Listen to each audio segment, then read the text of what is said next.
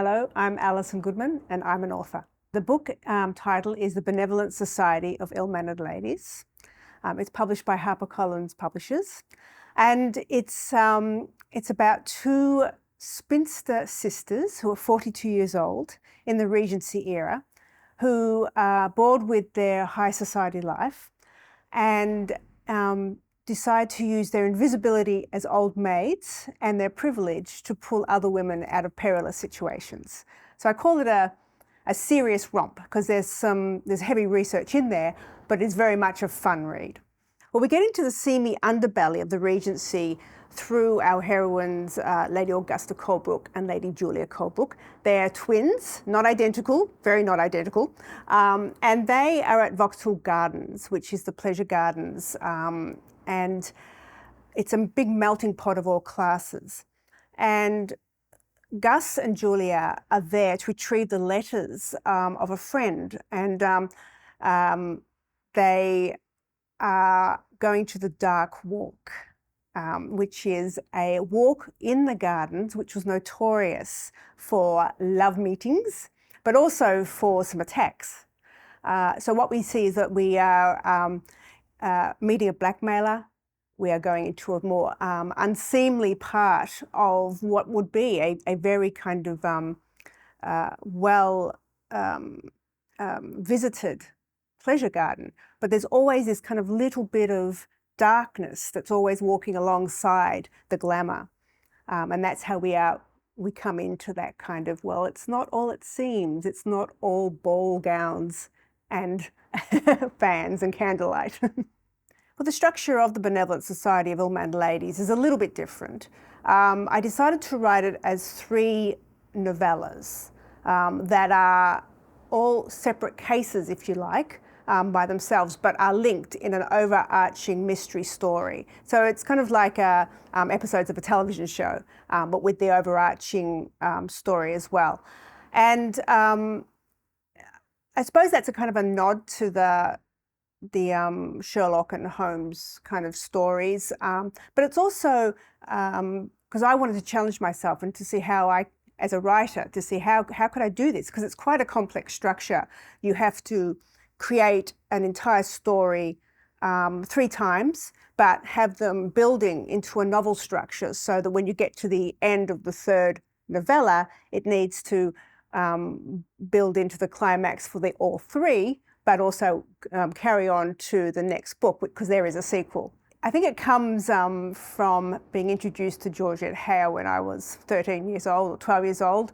I was handed These Old Shades by Georgette Heyer when I was a teenager, and then just read the entire series of Georgette Heyer's books. Not all of them are set in the Regency, and These Old Shades wasn't one of those, but I just loved that historical period. And at first it was the glamour of it. It was the gowns, the balls, the kind of manners. And then as I got older and I researched more, it became that clash of the underbelly of that historical period and that civility across the top of it. So it was like a veneer, because there was this rambunctious Georgian era that had just kind of segued into the civility of the Regency. And that's, the manners, these kind of high manners were quite new. But that didn't suppress all of that rambunctiousness. So there was this clash. And of course, that was also when the industrial era was beginning, and more people were coming into the cities.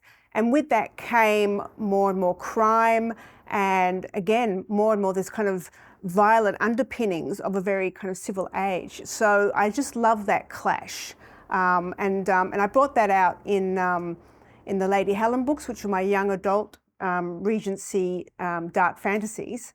And I brought that out in a kind of very, very straightforward manifestation where they're actually demonic forces that were emblematic of that rambunctiousness.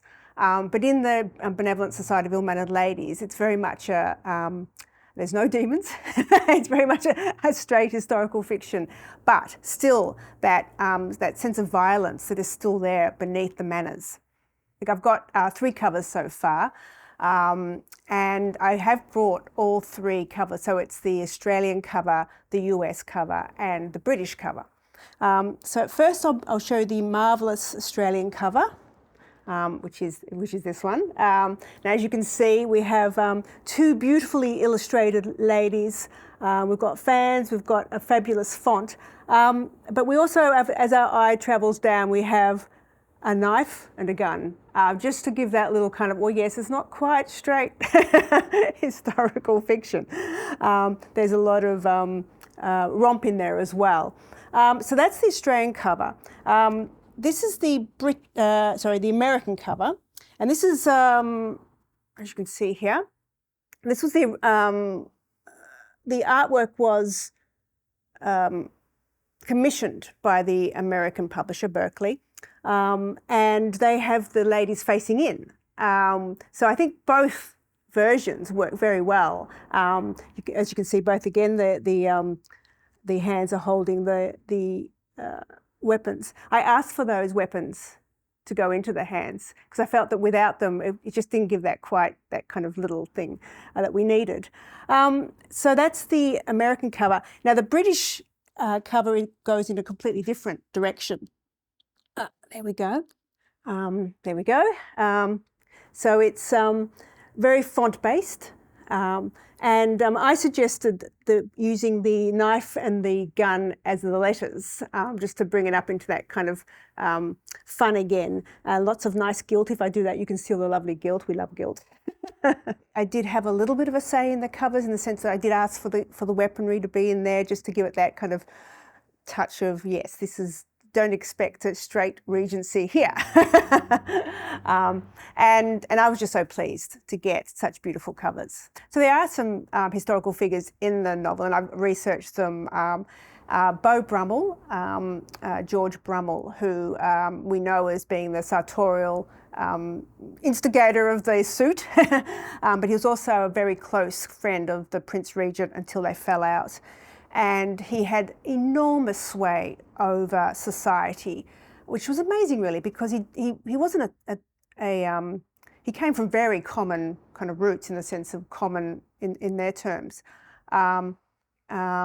There is Samuel Tuke, who I mentioned before, who is the Quaker who created the retreat and wrote about the retreat, which is the more enlightened home for people with mental illness, mainly Quakers. And there's also Fanny Bernie, who's also known as Madame D'Arblay, and she's the author and diarist. And she's an amazingly interesting woman who was a keeper of the Queen's robes for the French Queen. Sorry, not the French Queen, I beg your pardon, for Queen Charlotte.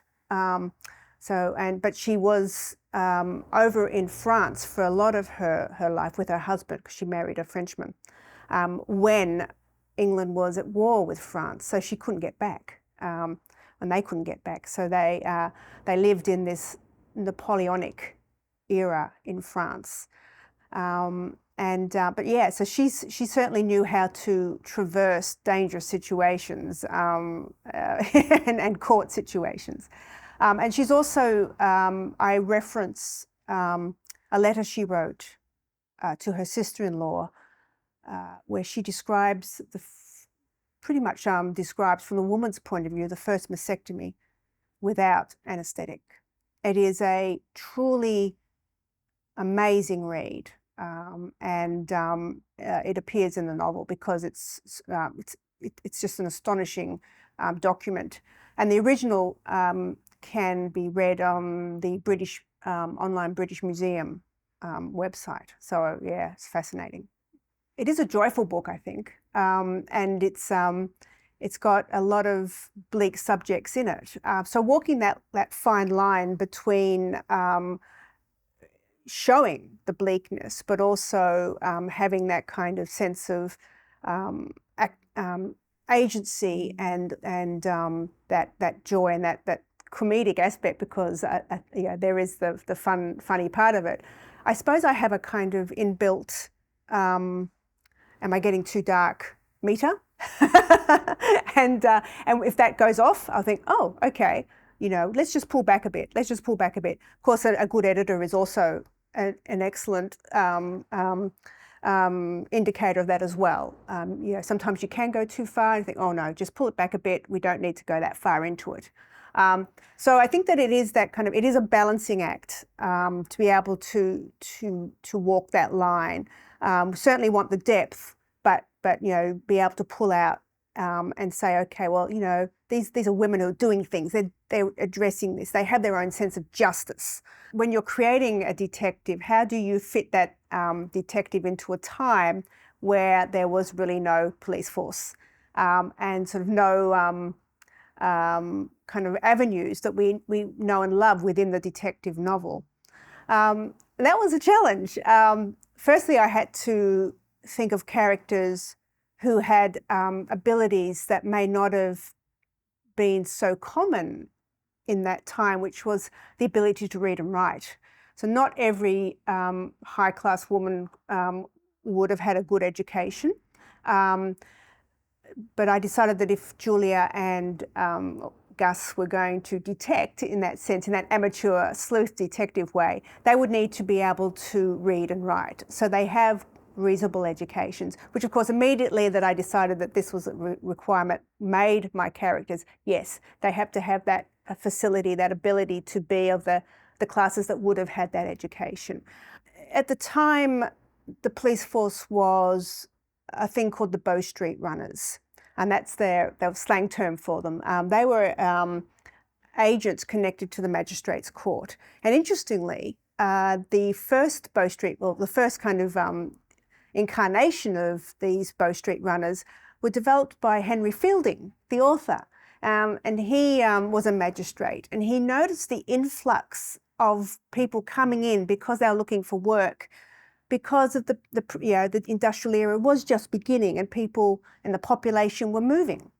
And they were streaming into London. And with that came a huge criminal class because there was immense poverty, and with poverty came people's desperation to survive. And so he realised that there needed to be more than just thief takers. Now, thief takers were the previous incarnation, which were pretty much as bad as the criminals they were trying to catch, and often created the situations of the crime so that they could catch the criminals and get the bounty. But Fielding wanted a team that were as incorruptible as they could be within that time. So the Bow Street Runners were born, and they called the Bow Street Runners because they worked out of the Bow Street Magistrates Court. And there weren't very many. At their most, I think, sort of like 12 men. Not many at all at any time.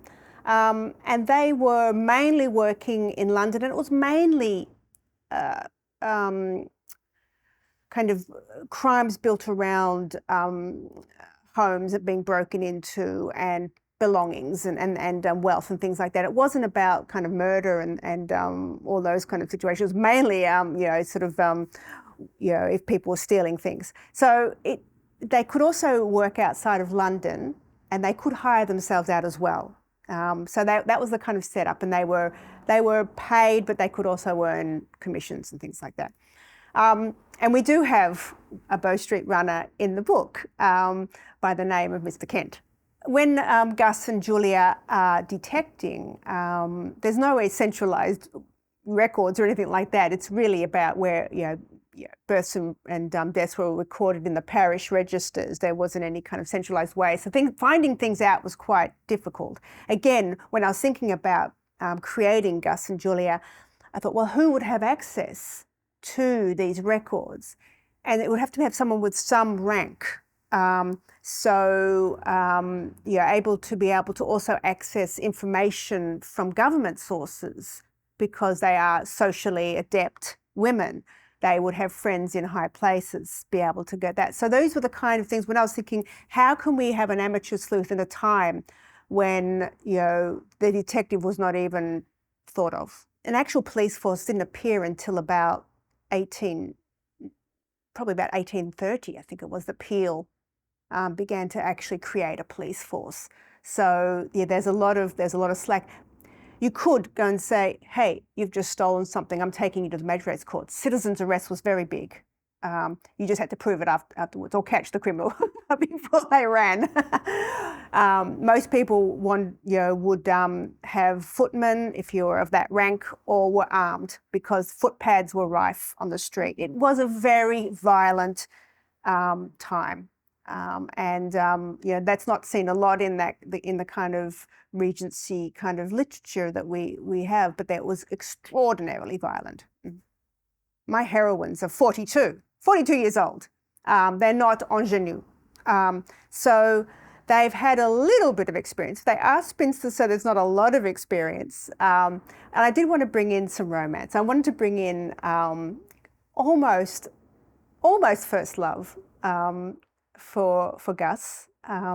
She's never found someone who's matched her wit and her cleverness. I think she mentions that everyone's as dull as four dice of sermons, you know. So, I wanted to bring in someone who could match her. And of course I wanted Julia to have her romance as well. And I won't mention anything about that, but I will mention that in a very big nod to Georgette Hare, we meet a highwayman, and that is Lord Evan Belford, who, due to the way that the book was created, it first came from an idea for a short story that was for a series of short stories in an anthology called And Then. One of the requirements of that anthology was that there was an Australian connection. And I did want to write a regency for that. And I thought, well, Lord Evan Belford was transported to Australia and has come back. So that's the connection that originally started. And I kept it because I really like it, because there was a lot of scope for him to change as a human being, because, he came from the privileged classes in England to being a convict, and is coming back again as a highwayman, obviously still within the criminal world. And that was also very important for the sleuthing, because Lady Augusta Colebrook and Lady Julia Colebrook don't have a lot of connections within the criminal world, but Lord Evan Belford does. And so that was another way of creating information flow to our amateur detectives. I have been enjoying a great deal the Richard Osman Thursday Murder Club books, and I'm looking forward to that in September. That kind of lightness, but still with the serious things, is what I think is also like with the Benevolent Society of Ill-Mannered Ladies. So I really enjoyed that, kind of seeing how that was being done in a contemporary way. What else have I been reading? I've been enjoying some of the Australian crime that's been coming out lately. The Unbelieved by Vicky Petratus, and also the Karen Brooks new novel about Afra Ben, and the Restoration period, called The Escapades of Tribulation Johnson. So those are the books that I'm looking forward to. At the moment, I'm finishing up the second book in the in the Ill-Mannered Ladies series. It's going to be called, I think it's going to be called The Ill-Mannered Ladies on the Road to Rack and Ruin. I'm having a great time, as I did with the first one. It's this time it's two slightly longer novellas, and again another structure for me to play around with, because that's no longer the 3-act. That's a basic 2-act with to play around with how to work that. So that's what I'm writing at the moment, and then we'll see. Thank you very much for having me.